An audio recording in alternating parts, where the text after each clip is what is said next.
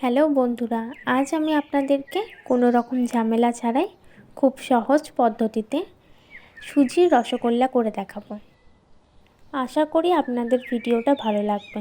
আর যদি ভালো লাগে তাহলে স্কিপ না করে পুরো ভিডিওটা দেখবেন। প্রথমেই আমি গ্যাসের ওপর কড়াই বসিয়ে কড়াইটি আমার গরম হয়ে এলে আমি ছোটো বাটির 1 বাটির মতো সুজি দিয়ে দেব।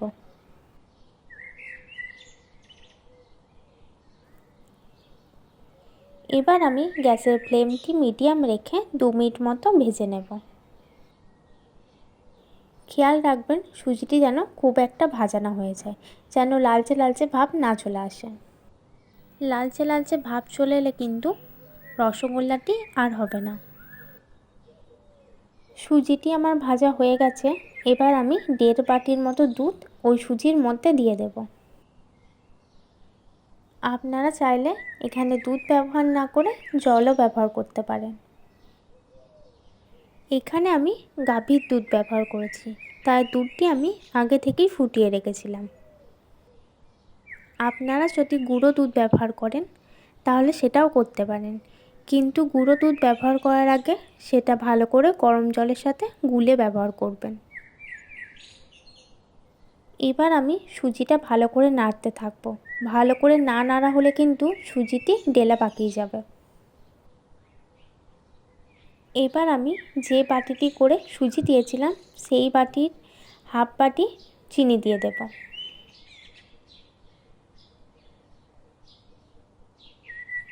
এবার আমি ভালো করে নাড়াচাড়া করে চিনির সাথে সুজিটা ভালো করে মিশিয়ে নেব। রসগোল্লা কতটা পারফেক্ট হবে তা কিন্তু এই ডোয়ের ওপরেই নির্ভর করে। তাই আমি ডোটা খুব টাইটও করব না, আবার খুব পাতলাও করব না, মিডিয়াম করে আমি ডোটি রেখে দেব।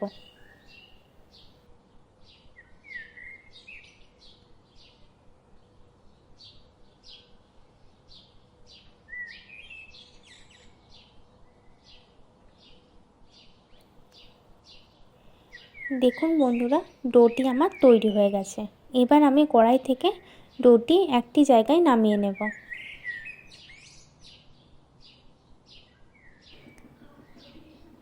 একটু নরম করেই নামাতে হবে, কারণ ঠান্ডা হয়ে গেলে কিন্তু এটি আরও শক্ত হয়ে যাবে।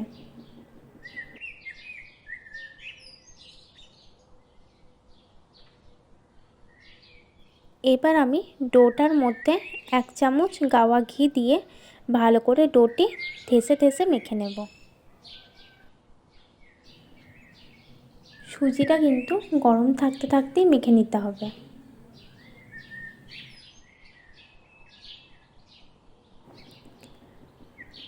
হাতের সাহায্যে চটকে চটকে ভালো করে ময়দা মাখার মতো কিন্তু মেখে নিতে হবে।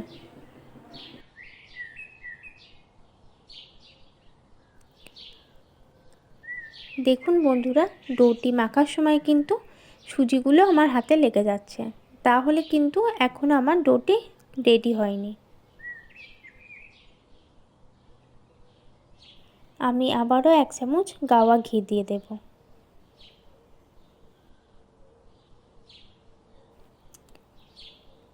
যখন দেখবেন হাতের মধ্যে সুজিটা আর লাগছে না, তখন জানবেন ডোটি আমার তৈরি হয়ে গেছে। দেখুন বন্ধুরা, এখন কিন্তু হাতের মধ্যে আমার সুজিটি লাগছে না, তো এখন আমার ডোটি রেডি হয়ে গেছে।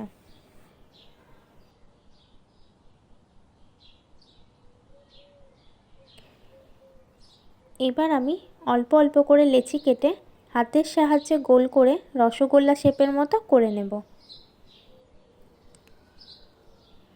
যেমন সাইজের বানাতে চান ঠিক সেরকমই বানাবেন।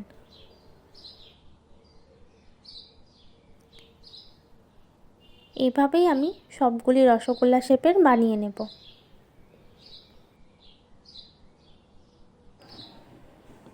মিষ্টিগুলি বানানোর সময় কিন্তু খেয়াল রাখতে হবে মিষ্টিগুলির মধ্যে যেন ফাটল না থাকে, তাহলে কিন্তু মিষ্টিগুলি ভেঙে যেতে পারে।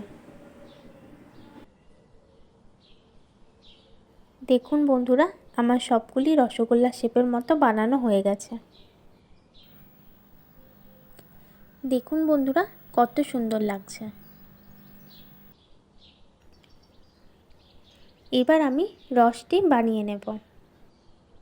গ্যাসের ওপর কড়াই বসিয়ে যেই বাটিটা করে সুজি নিয়েছিলাম সেই বাটিরই মাপ করে 1.5 বাটি চিনি দিয়ে দেব।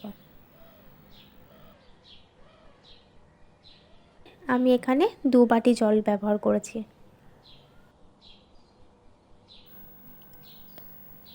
একটু চামচের সাহায্যে নেড়ে নেব। একটি এলাচ ফাটিয়ে আমি ওই রসের মধ্যে দিয়ে দেব।